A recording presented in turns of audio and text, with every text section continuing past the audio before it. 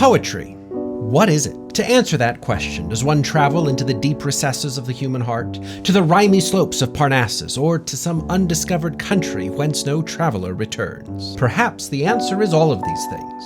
Perhaps none of them. Is a poet born, or is a poet made? Is poetry to be found in the sweet, especial rural scenes, or in the loftiest imaginings of the human mind? Such are the questions that we shall pursue as we embark on this journey of unparalleled poetic. What are you doing? What is this? Well, what do you mean? I just thought if we're gonna do a poetry course, it doesn't hurt to make it sound impressive. And you think all this is impressive? Well, it could be. And you really stand by it? Well, not really. So you're going to try again so that you don't embarrass yourself and worse, embarrass me by association? Yeah, okay. I promise you he's very sorry and he'll be back soon. How's this? It's a start anyway. Well, as I was on my way to saying, as much as I enjoy teaching all kinds of writing, there's nothing I like more than teaching poetry. There's just something about its unique way of illuminating the world, refreshing perspectives, and reaching the tender parts of the soul that is especially rewarding to teach. And that's why I've talked about it so much on this show, and it's probably why so many of you are here too. In fact, I've seen the comments from people who have said things along the lines of, if only you were, or if only you had been my teacher. It's obviously not possible to get us all in one classroom, but you have gotten me thinking that maybe it's time to try putting one of my classes on the show.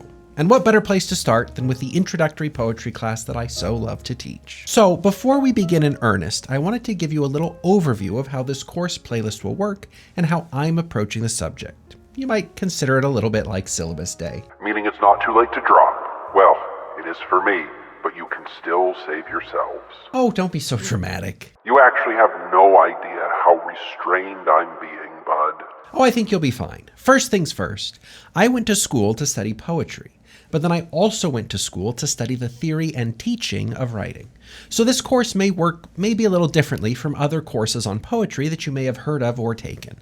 That is, in addition to the usual stuff like rhymes and imagery, we'll also be talking along the way about your writing process, how and where to find ideas, how to spin those ideas into poetry, how to tackle the challenges of revision, and more. Now, if you've watched the show for a while, some of the things we talk about will sound familiar. But the advantage of this playlist is that it will give you a structured way into the craft of writing poetry. And I can't really assign readings, but I can point you in the direction of readings that I would assign. And if you don't just want the readings, but you're in the mood for actual homework, I'll be posting writing prompts and exercises on Substack as this series unfolds for paid subscribers. You should get plenty out of the course without them, but you can consider the prompts a thank you to those who are supporting the show over there. But enough about all that. Obviously, this course will take some time to roll out. As it does, it won't replace our normal programming completely. Like the other series on the channel, it will just become a part of the normal flow. Since we're getting started during National Poetry Month, though, you better believe that we'll be doing more of it than usual. Just don't be too afraid or too excited that this is all we're doing from now on. So, if you still feel new to the art of poetry, welcome. If you feel more experienced, I think you'll still pick up some useful things. As we wrap up this introduction, I'm thinking about something that one of my friends in poetry school often said. You can't break poetry. I say it to you to give you some confidence to try things out, to shed the idea that you have to do it right, and to lower the stakes of it all. Nothing you do will break poetry, no matter how bad you think your first draft is. But I also say it as a reminder that poetry has been around for a long time. This series is based on my years of experience studying, teaching, and writing poetry. But it's also unavoidably a product of my approach to poetry, which may differ from yours in some ways. Since neither of us can break poetry, though, that's okay. I really disagree with some of my teachers, and I'm sure some of my students have or will come to really disagree with me, and that's the cool thing about it. Poetry is bigger than and big enough for us all. So big, in fact, that it's impossible to cover it all. So I'll say one more time that this is a course that's meant as an introduction, not a comprehensive accounting of everything that's possible, which itself wouldn't be. Stay on track, bud. You're right.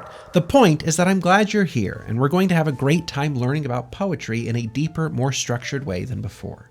There's good stuff in store, and it's going to pick up in earnest when we come back in the next video to answer the question, what do poets even do anyway? Besides the yearning, pining, and whining, you mean? Yes, besides that. Well, great. Guess I can't wait.